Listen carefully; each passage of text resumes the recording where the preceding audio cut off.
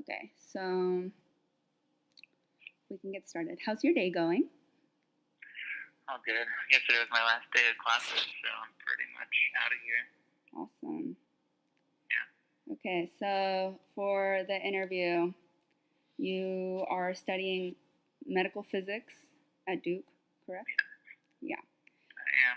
So would you give me like a very basic definition of what medical physics is? Yeah, so basically, I mean, the easy way to say it is to say the physics behind medicine. That's a bit broad, but I would define medicine there as like radiation. So basically, how we're using radiation in the clinic for either radiation oncology or medical imaging, nuclear medicine, radiation safety.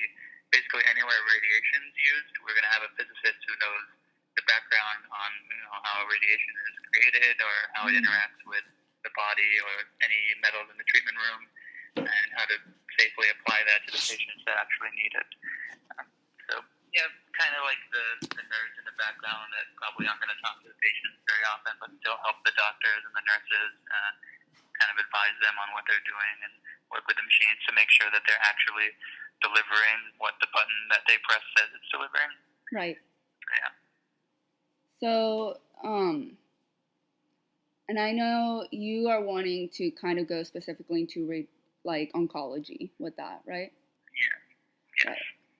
So, kind of starting there, we learned a little bit about oncology and all that kind of stuff, but they gave us like a very basic idea of what radiology does. So it's like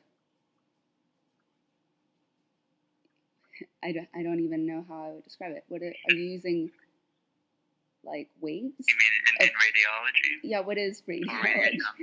What is radiation? Yeah, so radiation. Well, half of us, well, maybe it's like 80-20. 80% of us are in radiation oncology, medical physicists, and 20% are in radiology.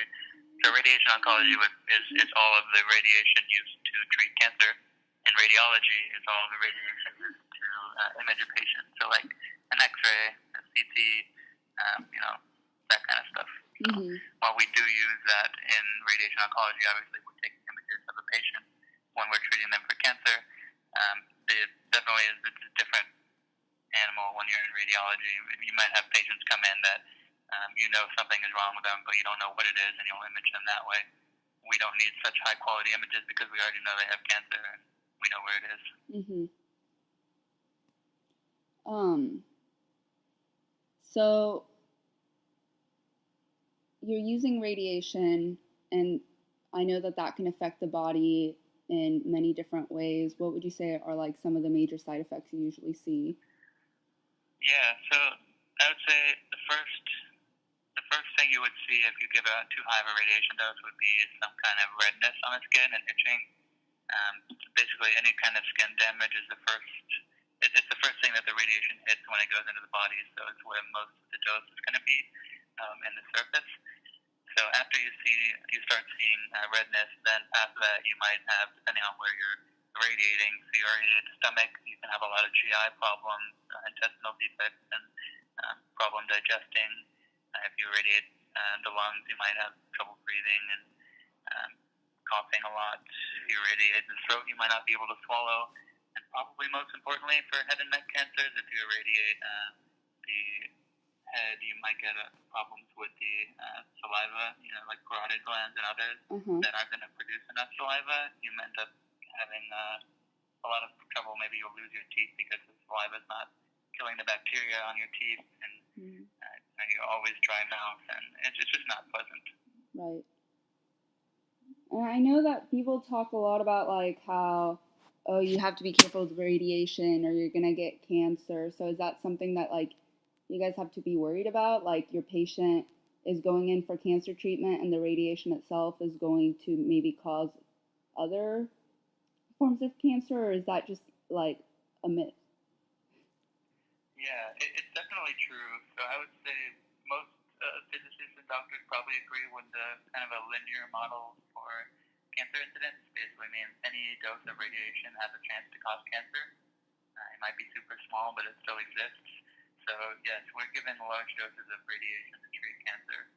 The way we're actually treating it is because we are using all this radiation to kill all the cells in an area we want to kill.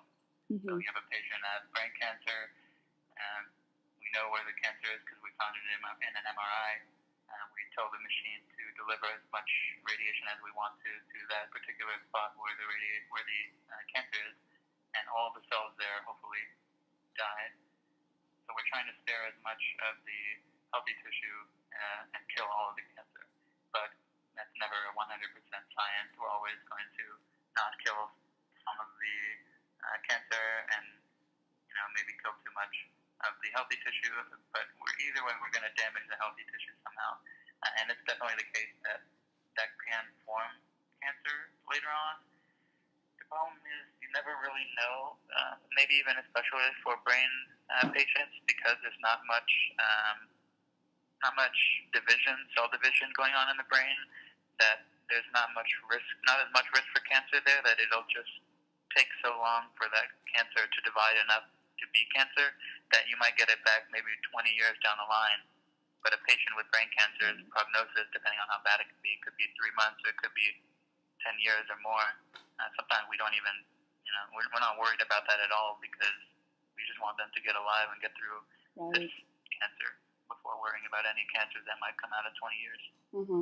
And that kind of goes into what I want to focus mostly this conversation on, is the whole process of deciding when something is worth it, and then using different, at least in our practice, we use a lot of different ethical models to discuss how treatment should go. Some of the stuff that we talk about that I feel like maybe would be more applicable to your field is ideas of autonomy, getting to decide those things, and then getting to decide or having choice in your treatment. And then prudence is the ability to govern and discipline yourself through the use of reason. And then dignity, valuing the worth and uniqueness of the patient. And so in aspects, one of the ones that's most interesting to me in aspects of autonomy, when you have a kid who has to get radiation, is that, and I know that most of the time from what we learned in our lecture, is that with children, you try and be more careful, and you try and use less aggressive treatments, just because they're going to have a longer lifespan, so that is going to affect them farther in the future. But how does that kind of play into the decisions that your treatment team has to make? Yeah, that definitely factors in. So when we have a case of pediatric cancer, for sure the first thing we want to think about is late effects of radiation, because they're going to live so long. It's different from treating an 80-year-old woman for breast cancer who is going to live 20 years at the most, versus a patient who is 5 years old or something, and is not going to, assuming they live through the first cancer, it might recur, or something might happen. We don't know if we caused it, or if it's just a cancer in remission that comes back. But definitely that's the number one concern. The problem is we can never know if it's our fault or if it's just, I want to quote, nature's fault, because in the end, a patient gets cancer in the area that they first had cancer, and we treated it, but the cancer was already there in the first place. So we don't really know. We can only really take data on that, and there's not enough data to suggest any. Definitely there is data to suggest that we can cause radiation or cause cancer down the line using radiation. But in the case of pediatric patients, they usually need to have a lower dose to treat their cancer, so there's less of a risk than with adult patients. So yeah, it's definitely a consideration, and it's the number one. But we still want to treat the patient for cancer that they have right now, and that's kind of a theme along radiation oncology, that we treat these usually in the intent of curative, and hopefully they don't have any issues coming back. But if they do, we take the same procedures that we did before. If a patient has a longer life, we'll say, okay, maybe we'll decrease the dose a little bit, but in the end, it's just down to as low as we can. Maybe we'll put more efforts into doing that than an adult patient because of the age difference, but it's not so much of a different procedure compared to adults. I would say actually more importantly on that case is to actually get a kid to stay in the same position for a long time because they're going to struggle a little bit in both radiation oncology and in radiology. So like if the patient has to get cancer, has to get treatment for cancer, and we need them to hold their breath for 20 seconds or something so that we can get one of the radiation beams through them to treat one beam, they might not comply, or they might move a little bit, or maybe they can't hold their breath that long. It involves a lot of coaching to try and get these people, especially children, to comply. A lot of times we have to sedate children because it's just not possible, but we try not to. Right. And speaking of the whole aspect of treating children, I know you've talked to me in the past a little bit about what you have to do to, pinpoint where you have to, like, send the radiation through. Like, there's like you have to map it out kind of. With kids and their anatomy being smaller, do you have to be more precise, or how does that work?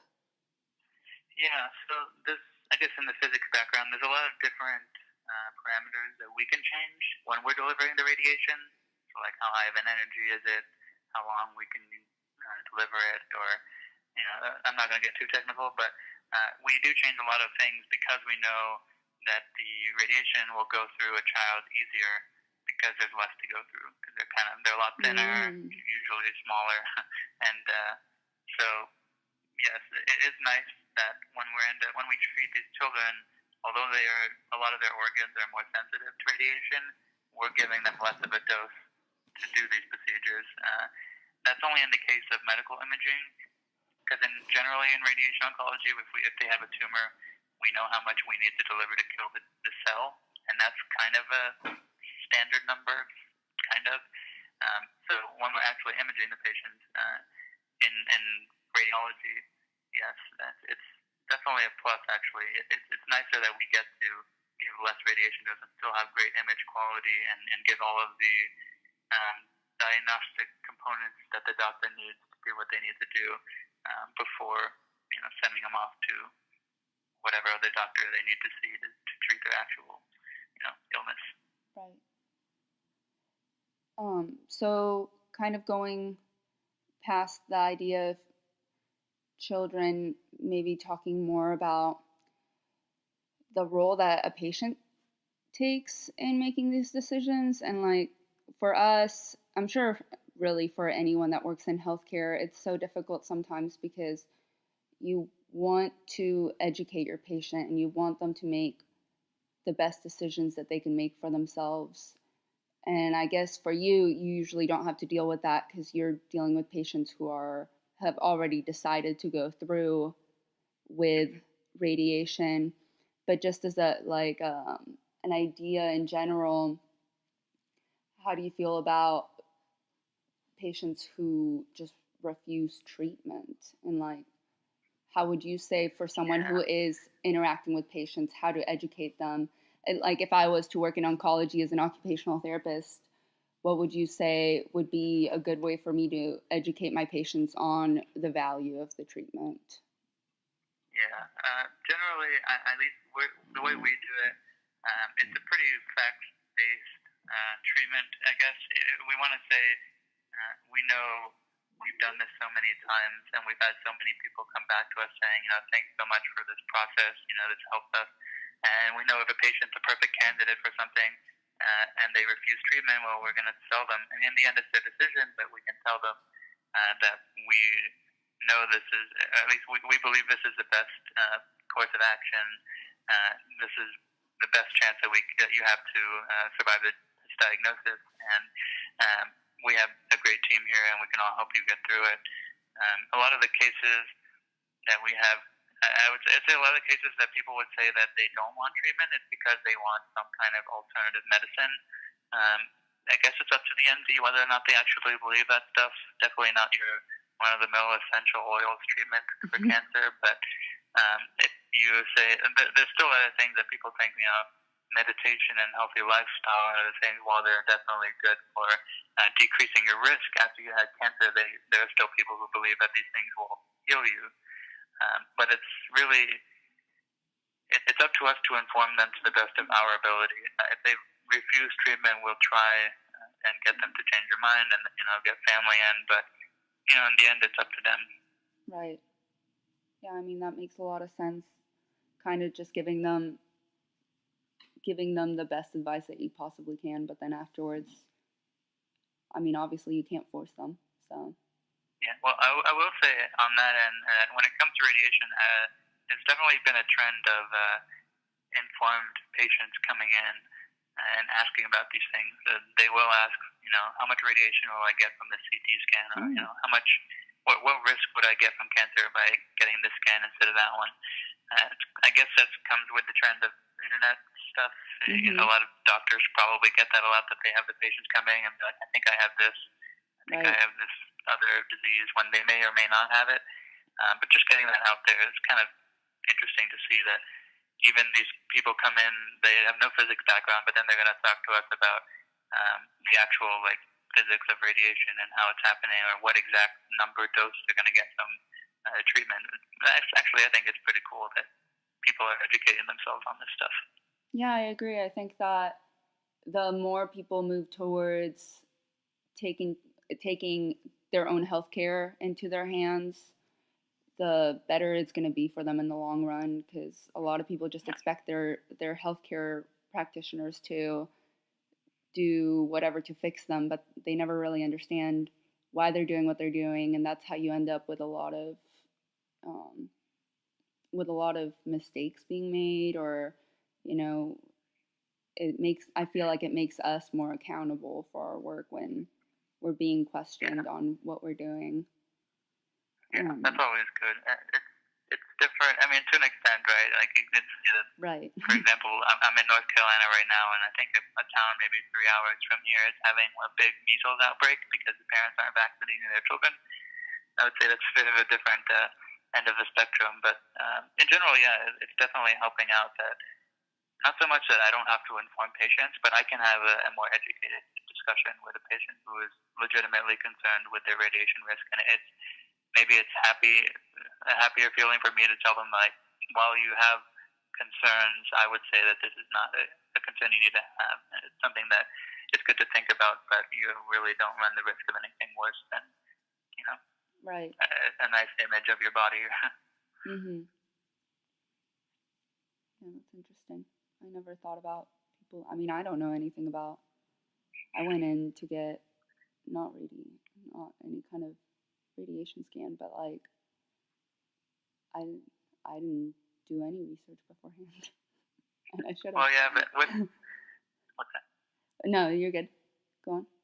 I was just going to mention because with radiation, there's kind of a public worry. I guess you always think of the Hulk. I guess when you think of radiation, it's kind of worrying. You think if there is any risk to my health, definitely they want to understand what's going on, and I totally understand that they know that they've heard somewhere that radiation causes cancer, and they know they're going to get radiation, and they're like, oh wait, am I going to get cancer or not? So it's always good for them to have that conversation. Mhm.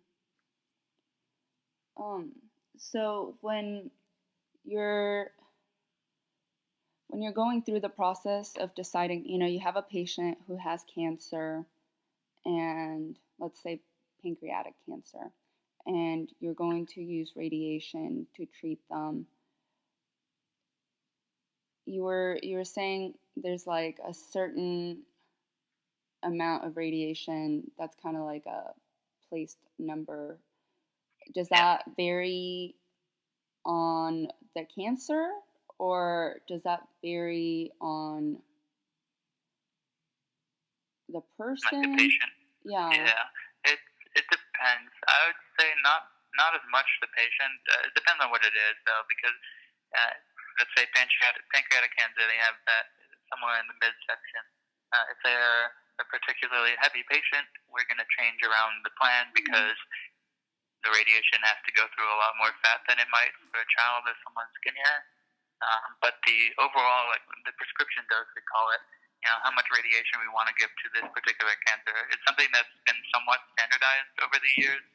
We've had a lot of physicists and doctors, MD, PhDs, who have been doing research on, clinical trials on these patients that come in and have cancer, and we say, well, what if we deliver this much radiation in one day?